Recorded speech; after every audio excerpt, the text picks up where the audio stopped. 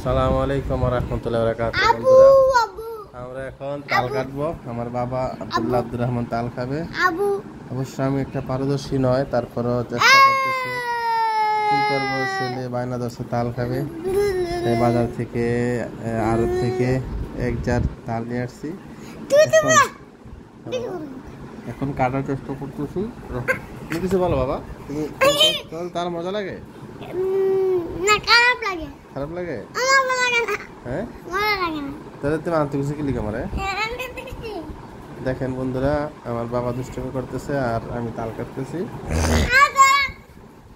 তাল কাটতে কাটতে আমার হাতে লেগে যায়, একটা ভয় ছিল না, ভালোই কাটতেছি। ঠান্ডা মাথায় কাটতেছি, কিন্তু হাতে লেগে গেলে অনেক সমস্যা। ঠিক আছে, দেখেন আপনারা কে খাবেন কমেন্ট করে জানান।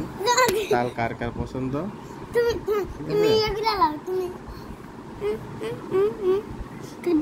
তিনটা বেশি হয়েছে একটা তালের মধ্যে।